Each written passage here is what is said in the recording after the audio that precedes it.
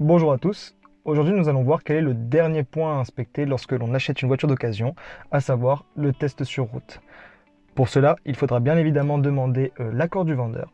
S'il refuse, c'est qu'il y a sûrement quelque chose à cacher sur le véhicule et donc je ne peux que vous conseiller de passer votre chemin. Par contre, s'il accepte, vous pourrez y aller.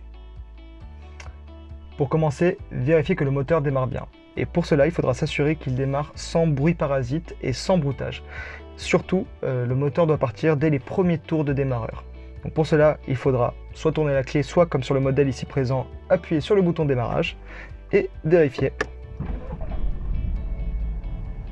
Ici, on voit que la voiture est partie dès le deuxième tour de démarreur et donc la voiture, le moteur en tout cas, doit être en bon état. Une fois que le moteur tourne, vérifiez que son ralenti est stable. Pour cela, il faut regarder le nombre de tours minutes qui se trouve juste ici sur le cadran de droite et il faut vérifier que l'aiguille n'oscille pas sans raison et qu'elle se maintienne à une valeur sous la barre des 1000 tours minutes. Une fois qu'on s'est assuré que le moteur tournait bien, on va pouvoir commencer notre test sur route.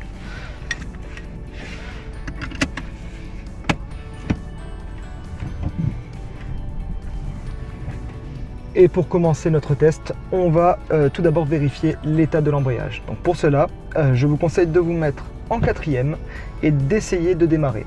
Si la voiture cale, cela veut dire que l'embrayage est en bon état. Si par contre la voiture commence à partir et à démarrer, cela voudra dire que l'embrayage est très usé.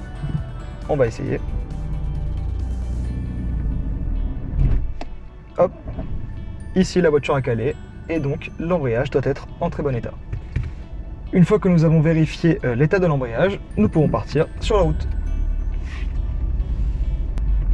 Donc, lors de cette étape, il est très important de choisir un parcours qui vous permettra de passer toutes les vitesses pour vérifier justement que le passage est bon et surtout que les vitesses ne sautent pas. Donc, si vous avez une voiture avec une boîte automatique, il faudra simplement vérifier que les rapports passent de façon fluide et sans à-coups. Il ne faut aussi surtout pas que la boîte maintienne un rapport à des tours minutes astronomiques, car cela voudra dire que la boîte automatique a un problème.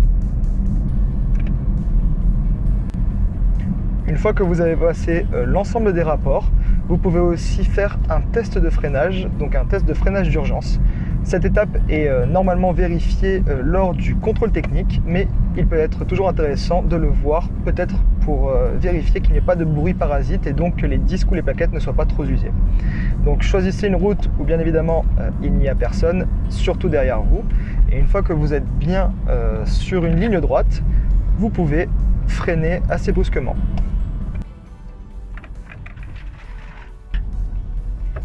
Ici, on voit que la voiture a très bien freiné et qu'il n'y a aucun bruit parasite qui est ressorti de ce freinage.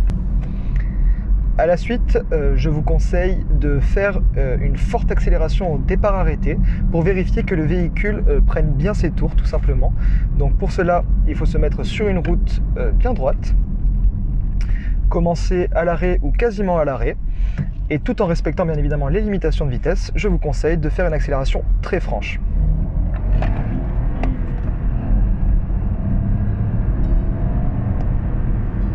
Voilà.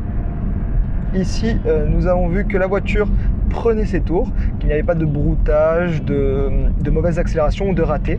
Donc la mécanique doit être en très bon état. L'un des tests que je vous conseille de réaliser aussi lors de cet essai, c'est le maintien du cap du véhicule.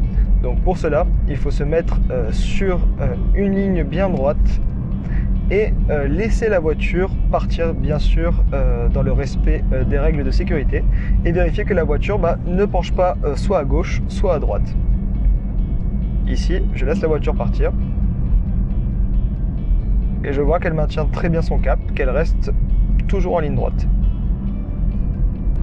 Enfin, si votre véhicule est équipé en option d'aide à la conduite, telle que le limitateur ou le régulateur de vitesse, je vous conseille de le tester lors de cet essai pour vérifier tout simplement qu'il marche. Et si il ne marche pas, cela vous permettra de savoir ce qu'il faudra réparer une fois que vous achèterez votre voiture, ou alors cela vous permettra aussi de baisser le prix du vendeur.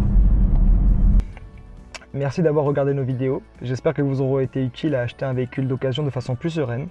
Si vous avez des idées de sujets ou d'autres questions sur l'automobile, n'hésitez pas à en faire part au Méridional. pour que je puisse vous répondre en vidéo. Merci beaucoup.